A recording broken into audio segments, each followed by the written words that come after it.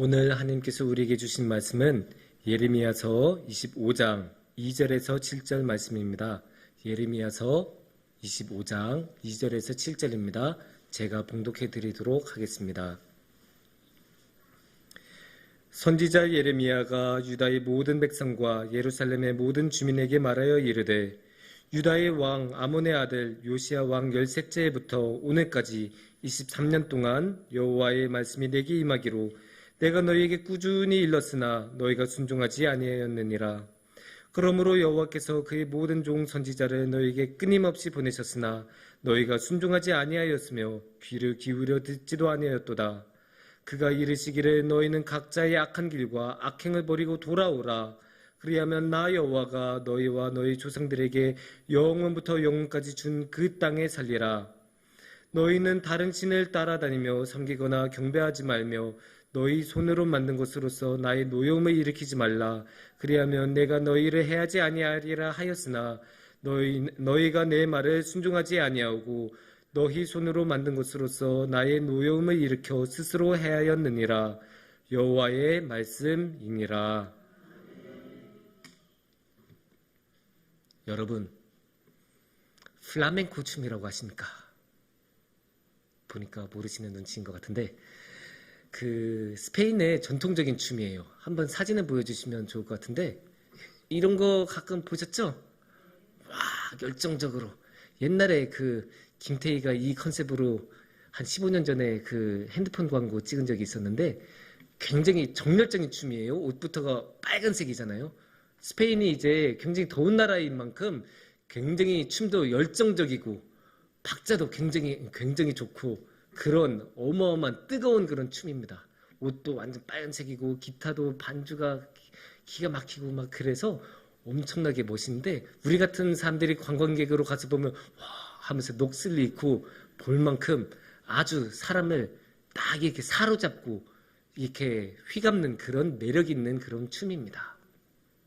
근데 이 춤이 특이한 게 있어요. 이렇게 열정적이고 뜨겁고 매력적인데 마냥 화려하기만 한 춤은 아니라는 점이에요. 이 플라멩코 춤의 유래는 원래 그 남부 스페인에서 집시들이 이렇게 췄던 춤이거든요. 수백 년 전에 집시들이 원래 췄던 춤이에요. 근데 이 집시들은 어떤 사람들일까요? 일정한 거주 없이 여기저기 떠돌아다니면서 마치 옛날에 아브라함이나 이삭이 그렇게 떠돌아다녔던 것처럼 집시들도 그렇게 떠돌아다니면서 살았던 삶이에요. 그래서 오늘 또 벌어먹고 살아가야 되니까 춤추면서 이제 공연하고 공연으로 춤추듯이 하면서 버스킹 하듯이 그렇게 해서 돈을 벌고 그렇게 살아가니까 얼마나 힘들겠어요. 일정한 수입 없이 농사도 지을 수 없고 그러니까 오늘 비 오면 이거 춤 못 추는데 생각할 거고 오늘 다른 축제가 있으면 아예 공연을 할 수가 없는데 이러면서 매일 고민을 하면서 살 수밖에 없어요. 거기에 우리는 그런 게 잘 모르지만 유럽에는 이 집시에 대한 뿌리 깊은 증오와 혐오가 있어요. 이게 그냥 있는 게 아니고 수백 년, 수천 년 동안 이어져 왔던 역사이기 때문에 이 집시에 대한 차별과 혐오는 이루 말할 수가 없어요.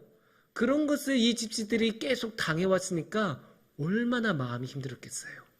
그래서 이 집시들이 추던 이 플라멩코 춤에는 이 집시들이 겪어왔던 그런 삶의 어려움, 삶의 애환 이런 것들이 담겨있기 때문에 기본적으로 굉장히 슬픈 춤입니다. 그 겉보기로 그렇게 화려한데 알고 보면 그 깊은 곳에서는 슬픔이 있다는 것입니다. 그래서 이 플라멩코 민요의 기본 정신이라고 하시는 칸테혼드라는 말이 있는데 이 칸테혼드를 스페인어인데 번역하면 그게 심각한 노래라는 거예요. 이것만 들어도 이게 마냥 화려한 게 아니라는 것을 알 수 있죠. 그만큼 이 플라멩코 춤의 가장 깊은 곳에는 슬픔이 있습니다. 이런 거를 우리가 기본 정서라고 한번 표현을 할 수 있을 것 같아요. 어떤 문화나 어떤 작품에 표면적으로 보이는 것 말고 그 밑에 은은하게 계속 있는 하지만 그 문화로 만드는 가장 기본적인 그 근원, 그 근본을 제공해주는 그 발판, 그거를 우리가 기본 정서로 말할 수 있을 것 같아요. 우리도 이렇게 보면 이 땅 위에 이 지표면에 여러 가지 있어도 그 밑에 조용하게 지하수가 이렇게 흐르는 경우가 있잖아요. 그리고 이 지하수를 통해서 우리가 그 여러 가지 풍부함을 누리는데, 그것처럼 이 문화에도 그런 지하수처럼 그렇게 기본 정서가 쭉 있습니다. 근데 중요한 것은 성경에도 이런 기본 정서라는 게 있습니다. 그리고 이 성경의 기본 정서를 아는 것은 굉장히 중요합니다. 왜냐? 이 성경이란 게 굉장히 다양한 책이에요. 생각해보면 저자도 엄청나게 다양하고 쓰여진 시대도 굉장히 다르죠. 거기에다가 장르마저도 굉장히 다양한 장르가 있어요. 그러다 보니까 이 성경의 기본 정서를 제대로 이해하지 못하면 이 일부분만 보고 이게 성경의 전부구나라고 생각을 하게 돼요. 그러니까 이거 성경이 이런 거 아닌가? 하고 일부분만 보고 그렇게 생각하면 곤란하겠죠. 그러니까 이 기본 정서를, 이 성경을 관통하고 있는 기본 정서를 제대로 이해해야 성경 전체를 제대로 이해할 수 있습니다. 그러기 위해서 오늘 우리 한번 오늘의 말씀을 같이 살펴보면서 이 성경의 기본 정서에 대해서 함께 생각해보는 시간을 가졌으면 좋겠습니다. 오늘의 말씀은 어떤 말씀인가요? 오늘의 말씀은 예레미야 말씀입니다. 예레미야가 오늘도 열심히 하나님의 말씀을 선포하고 있습니다. 그래서 예레미야서 오늘 2절에서 딱 보면 나오죠. 선지자 예레미야가 유다의 모든 백성과 예루살렘의 모든 주민에게 말하여 이르되, 이렇게 시작하죠.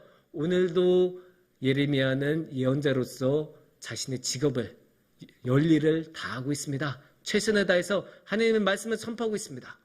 그러면 어떤 말씀을 선포하고 있을까요? 근데 이 선포를 할 때 이 말씀에서 저는 답답함 같은 게 느껴져요. 답답함. 이 예레미야 예언자의 한숨.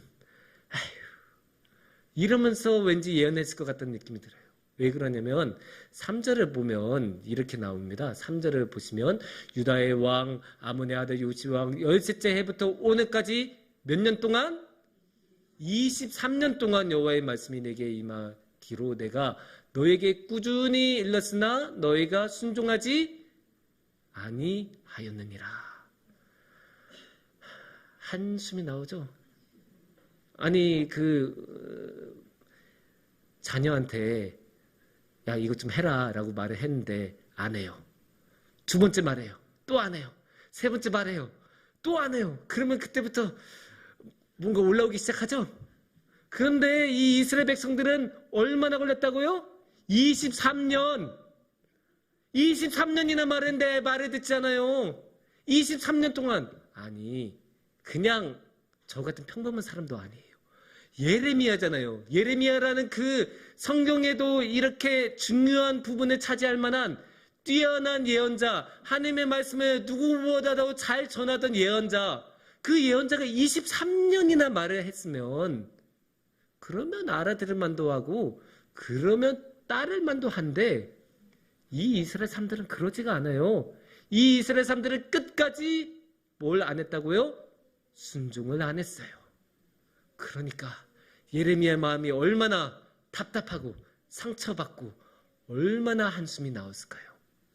그러면 이 이스라엘 사람들은 무엇을 순종하지 않았을까요? 7절을 보면 그게 참 잘 나옵니다. 7절을 한번 우리 같이 보시면 좋을 것 같은데, 너희가 내 말을 순종하지 아니하고 너희 손으로 만든 것으로서 나의 노여움을 일으켜 스스로 해하였느니라. 여호와의 말씀이니라.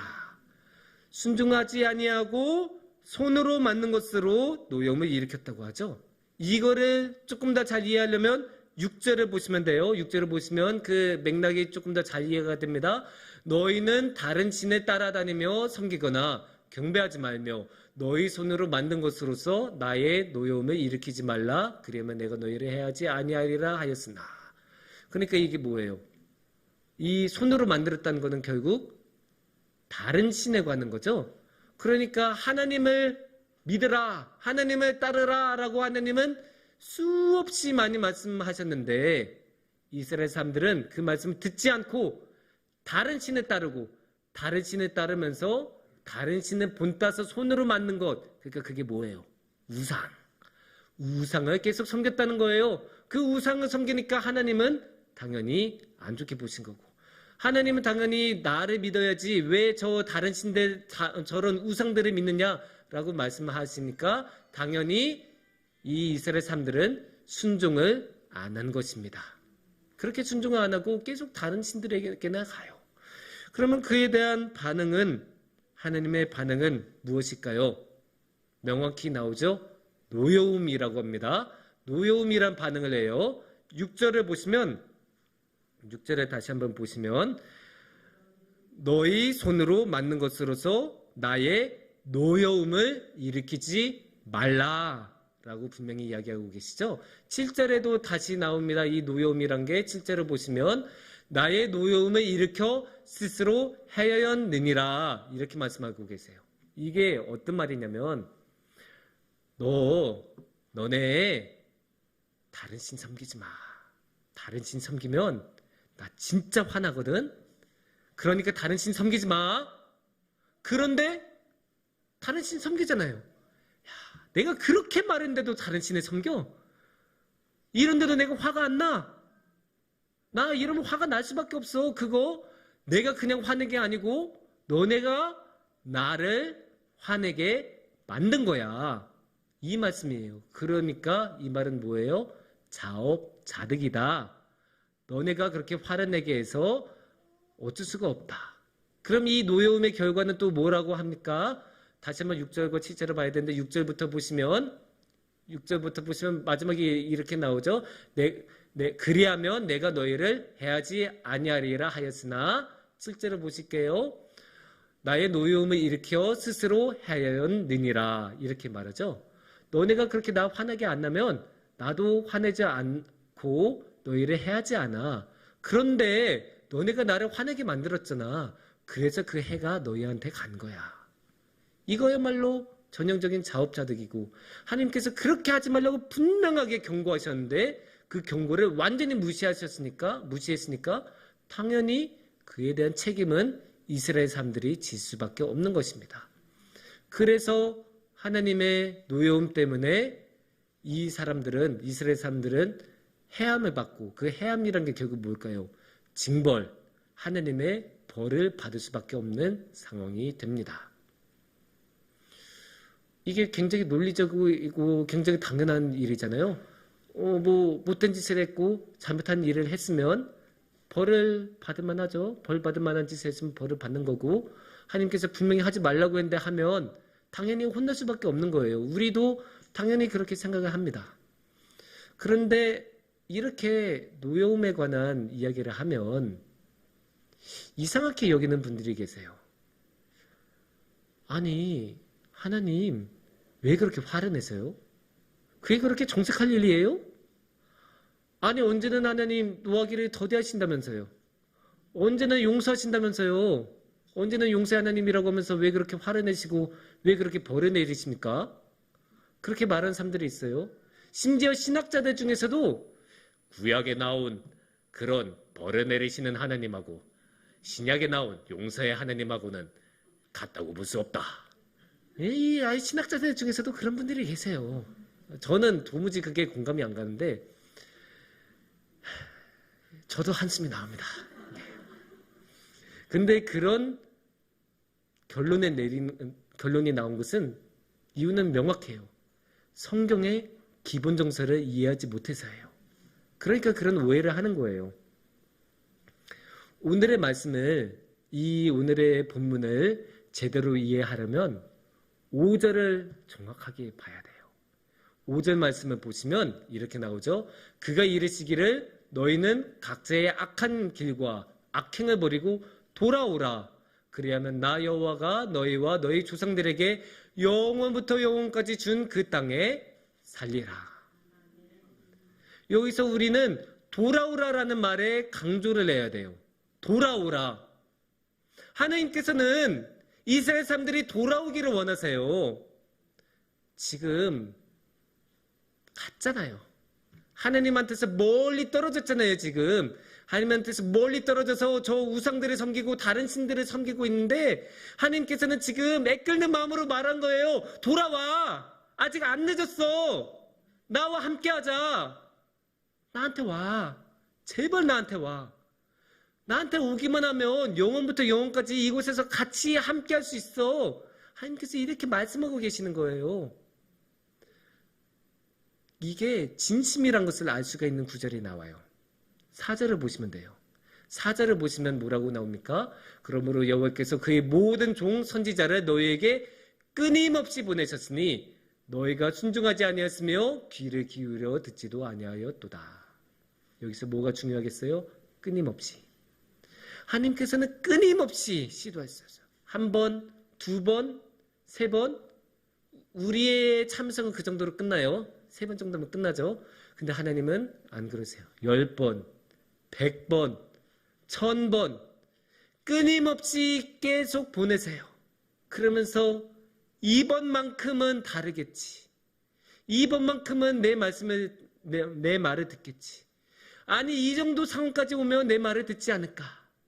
그 신랑 같은 희망을 하나님께서는 끝까지 버리지 못하시고 다시 한번 예언자를 보내시고 다시 한번 하나님의 사람을 보내셔서 자신의 하나님의 메시지를 보내시고 하나님의 말씀을 전해주세요. 그렇게 끊임없이 하시는데 이게 진심이 아니겠습니까?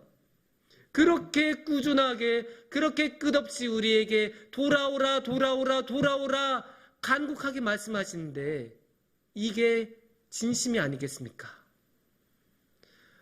그러면 하나님은 왜 그렇게 우리에게 간곡하게 돌아오라는 말씀하실까요? 이유는 간단해요. 너무 간단해요. 사랑하시니까. 너무 사랑하시니까.